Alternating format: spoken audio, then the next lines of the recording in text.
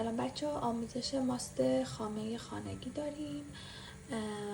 شیر رو میریزیم داخل یه قابلمه متوسط. ببینید در این اندازه است. بعد زیرش رو روشن میکنیم، میذاریم جوش بیاد. بعد از اینکه جوش اومد میذاریم تا 20 دقیقه بجوشه با حرارت کم. وسط ها مالای هم بزنید که فقط ته‌نشین نشه.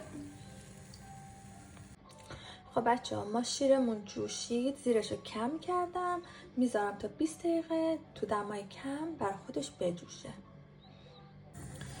خب بچه ها، شیر ما 20 دقیقه جوشید، آب اضافیش تبخیر شد.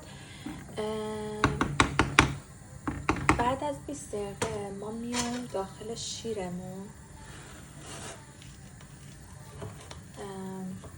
یه قاشق پر خاممون رو میریزیم، خامه‌ای که به دمای محیط رسیده، و اجازه میدیم که این آب بشه. حالا میتونید بیشتر هم بزنید، هم مزه ماستتون خوشمزه میشه، هم حالت خامه‌ای تر میگیره.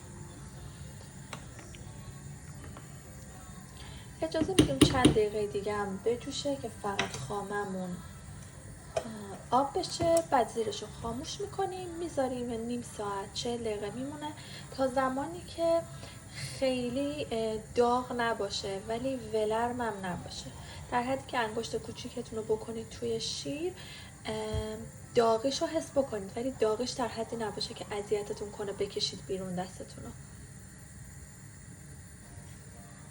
خب بچه، دمای شیرمون الان تو حدیه که ما میتونیم مایه ماست رو بهش اضافه کنیم.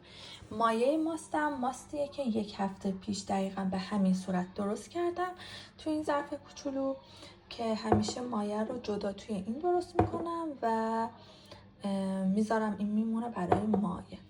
حالا ببینید، مایه ماستتون باید به دمای محیط رسیده باشه. بهتره اینو یه خورده هم بزنید.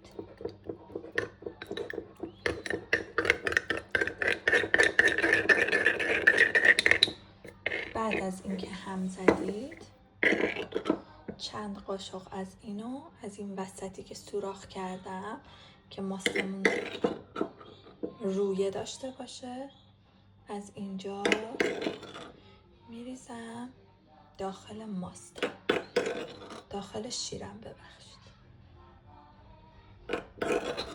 به همین صورت چند قاشق ریختم، آروم از اینجا یه همه ریز میکنم و تمام. الان ما اینو داخل یه پتو، یه چیزی که دمای اینو بتونه حفظ کنه میبندیم و میذاریم تا 6 ساعت میمونه. بعد از 6 ساعت از داخل اون پتو یا حالا هر چیزی که داخلش اینو گذاشتید در میارید، میذارید تا 12 ساعت داخل یخچال. نتیجه نهایی رو بهتون نشون خواهم داد.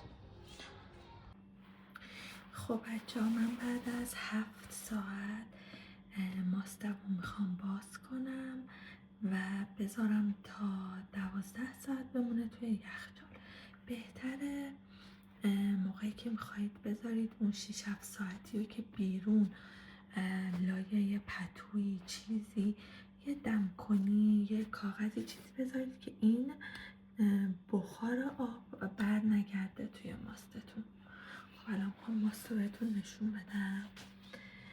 قبل از اینکه بره یخچال به اندازه کافی بسته و سفت شده.